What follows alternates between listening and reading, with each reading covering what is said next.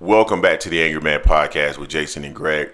So it is the morning after the big fight between Devin Haney and Ryan Garcia, with Ryan Garcia being victorious via a majority decision, dropping Devin Haney 3 times. So I do want to talk about this a little bit because I stayed up a little bit afterwards and went through the comment section. I want to address some of the things that I saw in the comment section. And I also want to address something that Devin Haney said just about 3 hours ago. He says, all praises be to Allah. Allah is the perfect planner, make no mistakes, fought like a true champion, got up off the canvas and kept fighting. I'm 100% okay and would love to do it again while we both make weight, So he's basically throwing that excuse out there already. You will start to hear more about making weight in the upcoming weeks as this settles into Devin Haney's mind. Like most fighters, they come up with excuses for why they lost. Devin's no different. We'll start to hear the excuses from Devin as well. But one thing I want to address, because I saw this in the comment section a lot, and I want to make this statement first before I go there. I've said it on multiple occasions, and people just do not want to listen to me. A fighter is not as good as his best performance, but not as bad as his worst. And what happened a lot with Devin Haney was that people only remembered the Regis Prograis performance.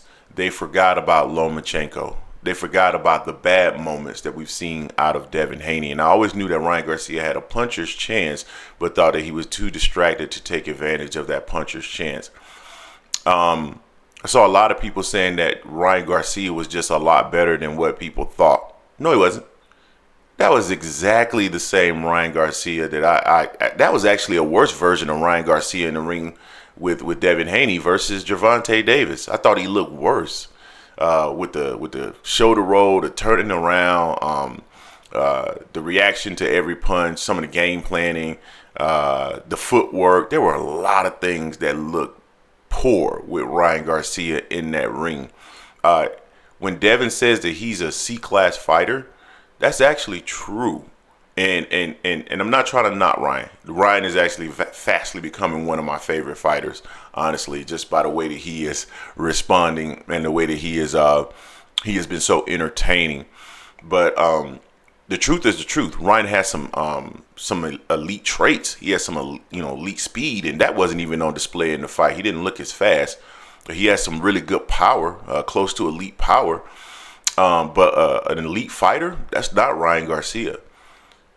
The issue last night is that Devin Haney was overstated. Devin has been overstated for quite some time.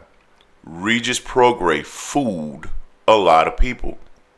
Jason and I talked about this before the Regis Prograis fight was announced, when they were trying to negotiate, or when they were talking about a fight with Shakur Stevenson. We were saying that he's stuck between a rock and a hard place, because if he moves up to 140, there's a lot of guys up there that can punch, and he doesn't have the power. And my issue with him is not that he didn't just have the power. The reason why he was stuck in a hard place is because he doesn't have the defensive skills. And Devin has always been touted as a defensive fighter, when in reality, Devin's really not a defensive fighter. I saw Antonio Tarver last night, and they were giving him an interview, and Tarver talks a lot about these guys lacking skill set, like he doesn't see the skill set. And I thought it was very appropriate for Devin Haney. And I'm not saying that Devin's not good. Devin is good. But what has Devin really demonstrated outside of a really nice jab, right? Devin becomes very defensive when you're on the offense. He doesn't necessarily set you up for really good counter punches, right? He has this kind of defensive posture, and he'll walk to you. And as long as you're not being offensive, he'll be offensive. But he is not that great at transitioning from defense to offense to actually counterpunch in between shots. I knew that, and he's always been that way. And when you look at him versus Linares or even versus Lomachenko, a lot of holes, man. Like Lomachenko was getting through and landing. Linares could get through even at his advanced state and land. So Devin's defensive skills were not there, and that was the reason why I was always concerned about him moving up. Not that he's a porous defensive fighter, but he's not a great one. he gets landed on. So this whole notion that Ryan just was fighting better than any of us ever thought he could fight, that's not true. It's just that Devin had been hyped up to a point where we were talking about, well, we weren't talking about, but I saw people like on Sean Porter's Porterway podcast where they were talking about he's almost in his prime, and how can you even beat a fighter like Devin Haney who's just reaching his prime? I saw Sean Zattel and Sean Porter, and I thought to myself, that was a ridiculous take.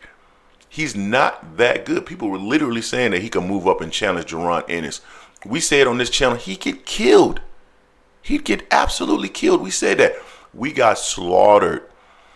We got called haters about Devin Haney when we said that we like what Bill is doing. We like what Bill is saying. We like the type of, the way that he's promoting his son and the way that he's moving him. And we even said we think Devin had the best resume. But two things can be true. I can think he has the best resume. I can also think that a lot of this is matching him up with the correct fighters. Kambosos is the correct fighter. Lomachenko wasn't. Prograis, the right fighter. We knew when we saw the fight with Prograis, his previous fight, that Devin was going to beat him. Ryan, wrong fighter. And there's some other wrong fighters at 140 for Devin Haney as well. So it's going to be interesting to see how Devin comes back. I truly believe Devin needs to get someone else in his training camp with him. He needs another trainer. I'm not sure exactly. I don't think Bill is the main trainer. If he is, that's part of the problem. Devin needs another trainer. I haven't personally seen him progress. I know they separated from Floyd Mayweather Sr. I personally haven't seen him progress since the separation from Floyd Mayweather.